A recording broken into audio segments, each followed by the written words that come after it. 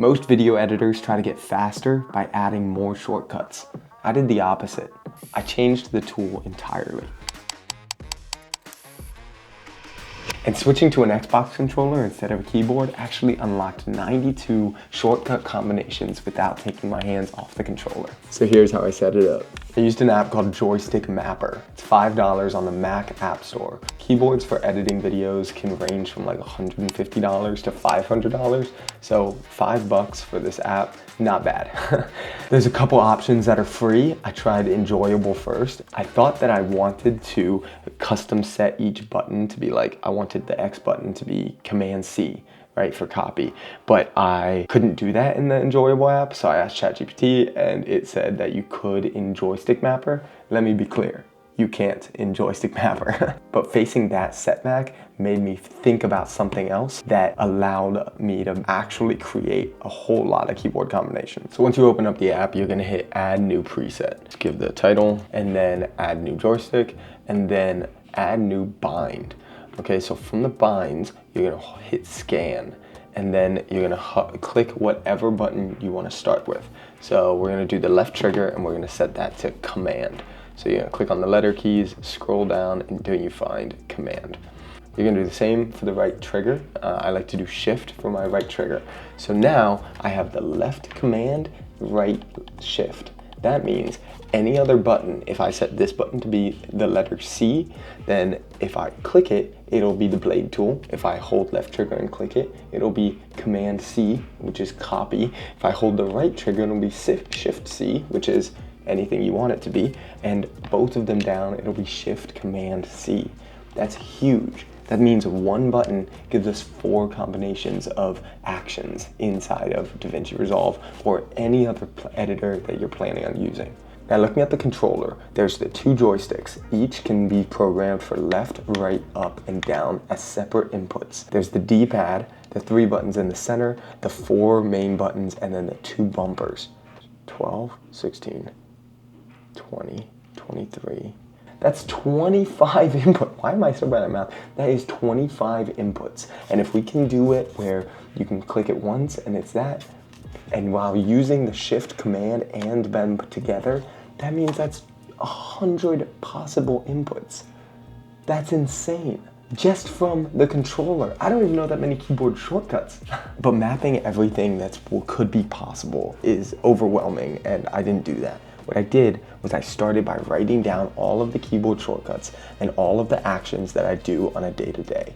The thing that surprised me was that as I was building out the controls, I didn't realize how often shortcuts use different letters and numbers versus using Command and Shift in conjunction with those letters and numbers to make different actions. Does that make sense? So for example, C is the blade tool and Command C is copy. But what's Shift C? What is Command Shift C? I don't know. I didn't have those set up as anything. So I opened up DaVinci and I started adding functions with different keyboard shortcuts that are specific to the controller. So if I know I have the number 1 set up to zoom out. Future Brandon here. I realized I started to get a little lost in the sauce. So pretty much the best way to describe it is think of it as specific actions versus keyboard shortcuts. So instead of thinking about, oh, I need to remember Shift Command E, I just need to remember trigger, like the trigger and then an action. So for instance, what I do is I have the left joystick set up to move forward and backwards 1 frame at a time. And then if I go up and down, it zooms in and out on the timeline. And then the right stick scrolls on the timeline horizontally or vertically. So that's really helpful for me to keep track of, okay? And then A is the space bar. X is to cut a clip. B is the letter Z, but it like does undo. And then if you hold both triggers, it can do redo because it's Shift Command Z. So that's kind of the function there. Y selects all clips moving forward. And then the D-pad is like to the left, it's the letter C. To the right, it's the letter V. Up is up on the arrows, and then down is down on the arrows. So, and then the left bumper goes in reverse, or left bumper goes in reverse, and then the right bumper selects everything underneath the playhead.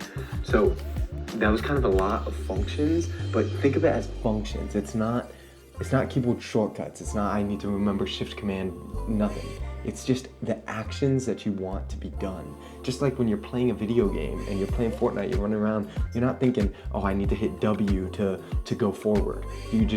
You're just thinking, I need to go forward, and that's the action that's associated with that, or the joystick, that's the action that's associated. The other thing I wanted to know is I wanted to make sure that if I'm using the mouse, I can also make all of the adjustments that I would need with my one hand on the controller. So for instance, if I'm using the mouse and I'm selecting something, or the trackpad, and I'm selecting a clip, I want to be able to hit play and pause, so hit the space bar. So I set that up to be the click button, okay? I know that's also set up as A, but that way when I'm using it one-handed, I can still control it. This button is delete, so I can easily hit the delete button. If I want to trim a clip I use the letter E typically. If I want to like click on the end of a clip and then trim it to the playhead, and I'll use this button here. And then copy and paste, command C, trigger left, trigger right for command copy and paste.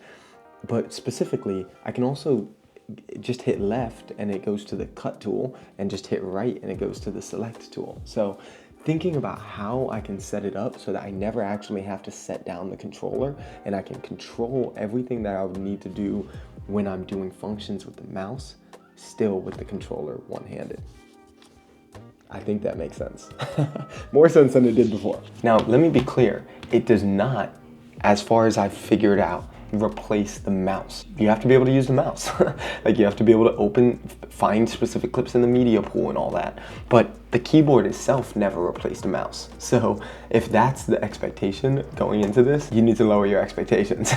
I'd say once every year or so, I kind of get into like an editing rut where I get pretty bored. I've tried a bunch of different keyboards and micro keyboards with dials and knobs, and I honestly love experimenting with them. And when I hit my most recent rut, I didn't want to spend the money, because I'm starting a production company and I'm not trying to buy $200 or more of something that I don't really need right away. The company's Brown Cow Productions, by the way, check it out. And I was literally playing Fortnite and I was like, why not try to see if I can set this up? I asked ChatGPT, it said, yes, you can. And I said, perfect, I will figure it out. And the next day I got it all set up with my workflow and I love it. And if you want the full controller layout and or a keyboard shortcut file that you can import into DaVinci Resolve, let me know and I can make sure that happens. Cool, thanks, have fun.